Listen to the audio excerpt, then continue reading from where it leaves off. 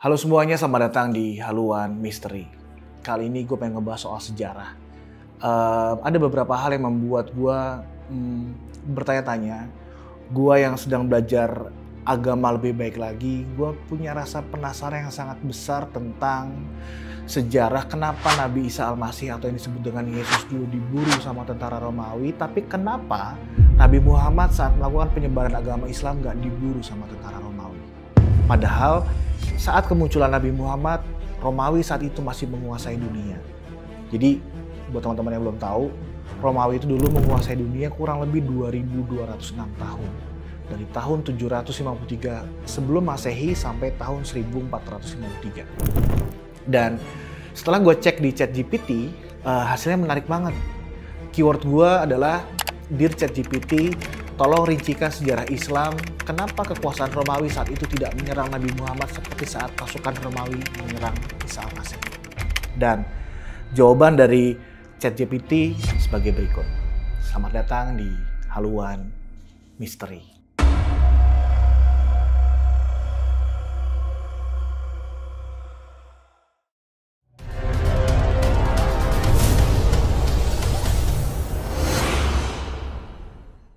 Hari ini kita akan menyelami 3 hubungan besar dalam sejarah ribuan tahun antara Romawi, kaum Yahudi, Romawi versus Nabi Isa, dan akhirnya sebuah transformasi besar.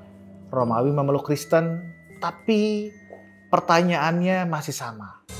Kenapa Romawi menyalib Nabi Isa tapi membiarkan Nabi Muhammad? Dan bagaimana akhirnya Islam justru menjadi agama besar di dunia bahkan setelah Romawi runtuh? Simak di video ini karena kita akan membahas konflik imperial, teologi lama, dan ambisi kekaisaran dari Yerusalem hingga ke Bizantium. Tapi sebelumnya gue juga ngecek ke ChatGPT. Gue pengen tahu apa agama kekaisaran Romawi saat mereka menyerang Isa Al-Masih. Apa agama bangsa Romawi sebelum Nabi Isa muncul? Bukan Kristen dan bukan Yahudi.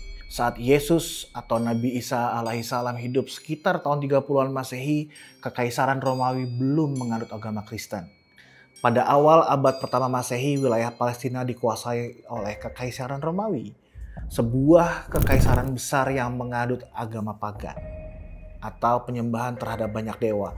Mereka menyembah ratusan dewa, di antaranya dewa-dewa Romawi yang paling populer saat itu adalah, yang pertama adalah Jupiter, penguasa petir dan langit; Juno, istri dan pelindung keluarga; Minerva, dewi kebijaksanaan; ada juga Mars, dewa perang; ada juga Venus, dewi cinta dan kesuburan; ada Neptune, penguasa laut; dan Ceres, Diana, Bacchus, dan banyak lagi. Bahkan tiap kota mereka tuh punya kuil dan festival untuk menghormati mereka dan bagaimana mereka menyatu dengan agama mereka. Kaisar Romawi bahkan dianggap sebagai setengah dewa dan harus dihormati secara religius. Pertanyaan berikutnya adalah, selain paganisme, saat itu ada agama apa aja sih di Romawi? Jawabannya adalah Yahudi. Bangsa Yahudi di wilayah tersebut adalah kelompok monoteistik. Mereka hanya menyembah satu Tuhan, Yahweh. Yahudi ini sendiri muncul di tahun sekitar 2000 sebelum Masehi. Karena mereka tuh muncul lebih dulu daripada paganisme, maka Romawi tetap membiarkan Yahudi ini ada, tapi mereka tetap diawasi. Yahudi sendiri menjadi agama tua yang ada saat itu. Bagi Romawi, agama Yahudi tampak aneh. Mereka keras kepala dan bahkan sangat berbahaya secara sosial politik karena mereka, yang pertama, mereka menolak menyembah dewa-dewi Romawi. Yang kedua, mereka menolak untuk bisa ikut festival kekaisaran. Yang ketiga, dan mereka punya sejarah pemberontakan. Yahudi bahkan dianggap batu dalam sepatu dalam kekaisaran Romawi. Jadi mereka tetap dibiarkan pada dasarnya, tapi terus diawasi. Tapi gue penasaran, gimana hubungan secara detail antara agama-agama pagan Romawi dengan Yahudi. Yang pertama, gue pengen membahas tentang persebaran dari kaum Yahudi. Bangsa Yahudi tinggal di wilayah Yudea atau Palestina sejak lama. Pusat mereka adalah Yerusalem dan Bait Suci. Setelah penaklukan Babilonia dan mereka kembali lagi, mereka tetap berada di sana hingga era Romawi. Lalu terjadilah yang namanya diaspora. Komunitas Yahudi menyebar ke wilayah seperti Alexandria, Antioquia, dan wilayah kekuasaan Romawi itu sendiri. Di semua tempat, kaum Yahudi tetap mempraktikkan agamanya seperti hari Sabat, Torah, Koser, dan ibadah-ibadah monoteistik. Segmen berikutnya adalah membahas kenapa Romawi terlibat dalam penyalipan. Isa Al-Masih dikenal dalam Islam sebagai Nabi Isa alaihissalam dan Kristen menyebutnya sebagai Yesus. Ia berdakwah di Galilea dan Yudea sekitar tahun 27 sampai tahun 30 Masehi. Penduduknya monoteistis. Sebagai Yahudi sejati, mereka taat terhadap ritual Taurat dan ibadah di Bait Suci.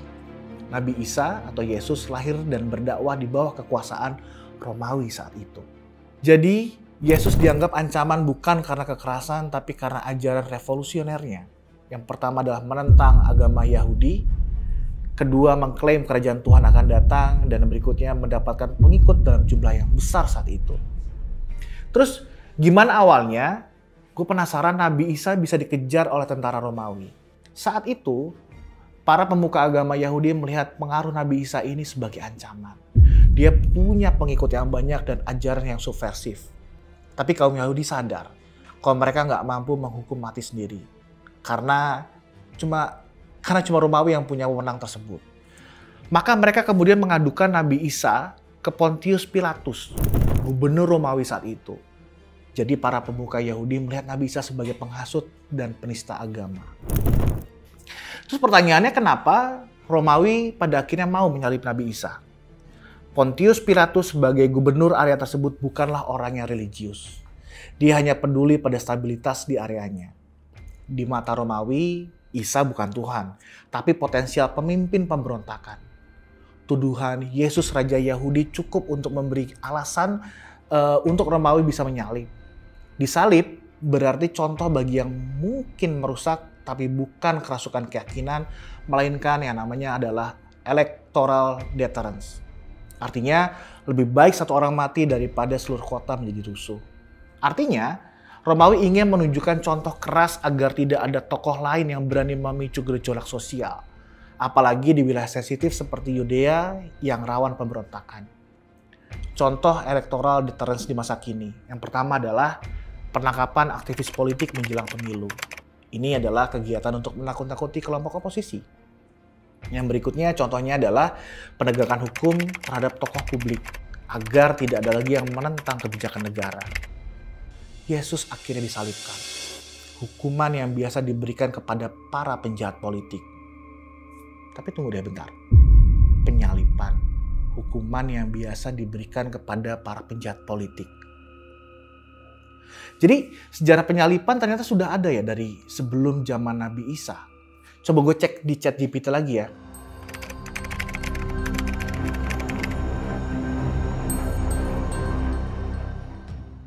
Ternyata panjang banget penjelasannya. Karena proses penyalipan ini juga ternyata dulu dilakukan oleh Alexander Agung. Oleh bangsa Babilonia, Asyura, dan sebagainya. Ini karena panjang akan dibahas di episode terpisah kali ya. Setelah penyalipan, para murid Yesus kemudian menyebarkan ajarannya secara tertutup dan diam-diam.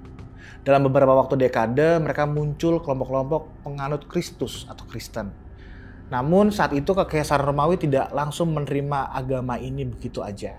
Justru selama 300 tahun umat Kristen mengalami yang namanya penganiayaan brutal. Mereka dilarang menyembah di tempat umum. Mereka dikejar, disiksa, dan dibunuh. Mereka dipaksa menyembah dewa Romawi ataupun kaisar. Romawi tidak menyerah pada Tuhan Kristen sampai pada akhirnya kekaisaran yang mulai goyah. Pertanyaan berikutnya adalah, Kristen kemudian baru jadi agama kekaisaran itu kapan?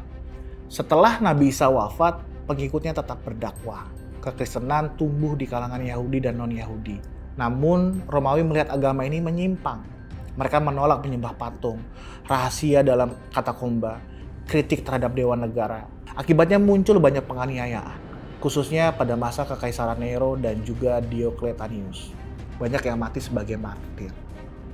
Beberapa alasan yang dikemukakan sejarawan kenapa Romawi berubah menjadi radikal. Yang pertama adalah kekuatan politik gereja yang tumbuh.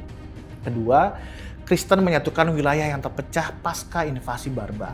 Invasi barbar adalah serangkaian serangan dan migrasi besar-besaran yang dilakukan oleh suku-suku non-Romawi terhadap wilayah Kekaisaran Romawi, terutama Romawi Barat antara abad ke-4 hingga abad ke-5 Masehi. Suku-suku ini disebut barbar oleh orang Romawi karena mereka dianggap kasar, tidak beradab, dan tidak menggunakan bahasa Latin atau Yunani. Kekaisaran Romawi Barat kemudian runtuh dan hancur pada tahun 476 Masehi.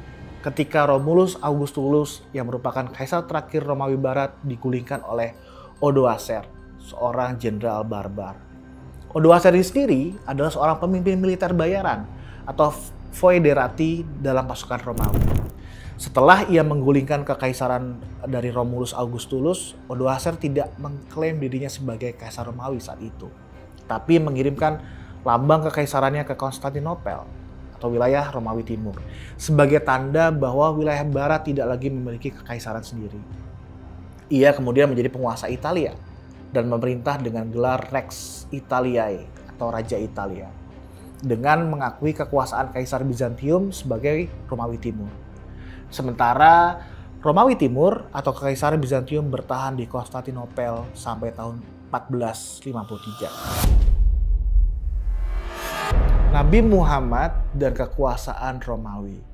Nabi Muhammad lahir pada tahun 570 Masehi dan mulai berdakwah secara terbuka pada tahun 610 Masehi. Wilayah dakwah Nabi Muhammad adalah di area Mekah dan juga Madinah, tidak berada langsung di bawah Kekaisaran Romawi, melainkan di wilayah Arab bagian tengah yang masih dihuni oleh suku-suku Arab yang bersifat semi-independen. Arab saat itu terpecah menjadi suku-suku yang sangat banyak. Banyak dari mereka yang masih memuja berhala. Islam kemudian datang sebagai agama tauhid yang tegas. Mirip Yahudi dan Kristen, tapi mereka menolak ketuhanan Yesus dan menegaskan Muhammad sebagai nabi yang terakhir. Romawi saat itu tidak melihat Islam sebagai ancaman langsung di awal, karena satu, letak geografis. Mekah dan Madinah saat itu jauh dari pusat kekuasaan Romawi yang berpusat di Konstantinopel, pusat Kekaisaran Bizantium. Fokus Romawi saat itu sedang pada konflik besar lainnya. Mereka saat itu sedang perang dengan Persia atau dengan Sassanid pada abad ke-6 dan awal abad ke-7. Sebagai perbandingan singkat, perbedaan antara Nabi Isa atau Yesus dengan Nabi Muhammad, waktu dakwahnya Nabi Isa di tahun 30-an Masehi, sementara Nabi Muhammad tahun 610 sampai dengan 632 Masehi. Berbeda 600 tahun. Wilayah dakwahnya Nabi Isa di Palestina atau langsung di bawah kekuasaan wilayah Romawi, sementara Nabi Muhammad di wilayah Hijaz atau di wilayah Mekah, Madinah yang merupakan luar dari kekuasaan dari Romawi. Dilihat dari sisi ancaman terhadap Romawi, Nabi Isa dilihat sebagai potensi pemberontakan sosial, sementara Nabi Muhammad tidak langsung mengganggu Romawi saat itu. Bagaimana Romawi merespon untuk Nabi Isa? Mereka melakukan intervensi secara langsung dengan memberikan hukuman salib.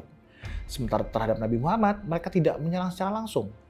Dan fokus Romawi saat itu, pada saat zaman Nabi Isa, Romawi berusaha untuk menjaga stabilitas dari wilayah Yudea. Sementara fokus Romawi pada saat kemunculan Nabi Muhammad, saat itu adalah perang Bizantium melawan Persia. Dan saat dunia barat sedang dalam keruntuhan, cahaya Islam bangkit dari gurun. Jadi dari penjelasan tersebut kita tahu ya, kenapa Romawi tidak menyerang Nabi Muhammad. Karena satu, Romawi terpusat di Mediterania, Anatolia, Balkan, jarak yang sangat jauh ke gurun Arab, kurang lebih sekitar 2000 km. Gelombang prioritas mereka saat itu hanyalah Persia, Goth, dan juga Vandals. Sementara Mekah dan Madinah saat itu tidak punya kota pelabuhan besar atau sumber daya emas yang memikat. Jadi Romawi tidak melihat bahwa Mekah dan Madinah tidak layak untuk diserang karena biaya logistik, pasokan yang sangat besar, dan untuk apa pada saat itu mereka menyediakan ribuan tentara, energi, dan logistik di padang pasir, dan saat itu Islam masih dianggap sebagai gerakan lokal, bukan ancaman besar. Pertanyaan berikutnya, terus kapan Romawi tahu tentang Islam? Romawi mulai menyadari keberadaan Islam sekitar akhir hidup dari Nabi Muhammad, khususnya setelah peristiwa Tabuk tahun 630 Masehi. Saat itu Nabi Muhammad mengirim surat dakwah kepada Kaisar Romawi Timur, Heraklius. Dengan isi surat tersebut berisi tentang mengajak Heraklius masuk ke dalam Islam. Ketika menerima surat dari Nabi Muhammad, Heraklius tidak menyerang karena politik Bizantium saat itu sedang fokus recovery dari perang panjang dengan Persia. Islam saat itu belum dianggap sebagai kekuatan militer yang besar. Baru setelah Fatu Makkah dan penaklukan kabilah-kabilah Arab lainnya, Islam jadi kuat. Romawi menunggu dan memantau. Mereka tidak langsung menyerang. Tapi sebentar deh, kok dari ChatGPT mereka menuliskan Nabi Muhammad pernah mengirim surat dakwah ke Kaisar Heraklius, sang penguasa Romawi Timur. Coba gue cek lagi di ChatGPT ya. Beneran ya?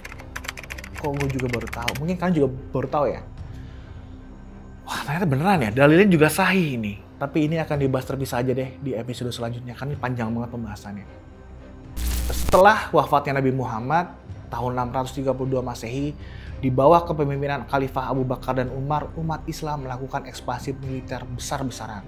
Termasuk pada tahun 636 Masehi, terjadi yang namanya Perang Yarmouk, di mana pasukan Islam untuk pertama kalinya mengalahkan Bizantium secara telak di wilayah Syam atau Suriah.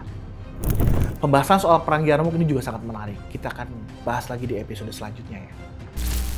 Baru setelah wafatnya Nabi, Bizantium benar-benar terlibat dalam konflik besar dengan umat Islam. Romawi akhirnya melawan Islam, tapi kali ini mereka yang kalah. Agama-agama yang pada akhirnya bertahan, tentunya pertama adalah Yahudi. Mereka tetap menjadi minoritas yang survive.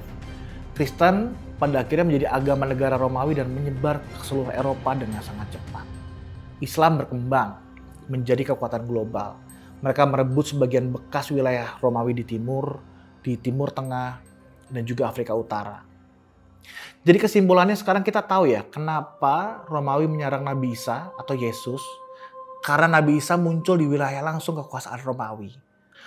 Romawi tidak menyerang Nabi Isa sebelum ia dianggap pengacau politik. Mereka toleran terhadap Yahudi karena mereka pragmatis. Mereka tidak mau menghabisi agama lokal, hanya yang mengancam supremasi negara. Yesus pada akhirnya disalib oleh otoritas Romawi bukan karena mereka Kristen, tapi karena tekanan politik dan konflik dengan pemuka agama Yahudi. Romawi tidak menyerang Nabi Muhammad karena wilayah dakwah Islam tidak berada langsung di bawah kekuasaan Romawi. Islam belum dianggap besar dan dijadikan sebagai ancaman pada masa awal-awal. Romawi saat itu sedang sibuk berperang dengan Persia. Interaksi langsung baru mulai terjadi menjelang akhir hidup dari Nabi Muhammad dan berlanjut setelah wafatnya beliau. Dan kemudian setelah runtuhnya Romawi Barat, ketika Islam lahir di timur gurun Arab dan menyapu kawasan Bizantium, kita kemudian melihat kiprah baru di mana Romawi Timur atau Bizantium menghadapi tantangan agama besar berikutnya. Dan sebagai penutup, dulu Romawi menyalib Nabi Isa karena dianggap mengganggu ketertiban. Tapi ajarannya tidak mati, justru menjadi agama resmi negara mereka. Romawi tidak melihat Nabi Muhammad sebagai ancaman, sampai Islam menaklukkan imperiumnya sendiri. Sejarah mengajarkan satu hal, kekuatan sejati tidak selalu datang dari pedang, tapi dari kebenaran yang teguh dan waktu yang berpihak. Kalau kamu suka sejarah seperti ini, jangan lupa like, komen, dan subscribe. Di episode selanjutnya, kita akan membahas tentang sejarah penyalipan dari berbagai era, surat Nabi Muhammad ke Kaisar Bizantium, Perang Yarmouk, perang kemenangan Islam atas Romawi Timur, atau mau aku bahas juga tentang sejarah-sejarah agama-agama besar lainnya. Sampai ketemu di episode selanjutnya. Bye-bye.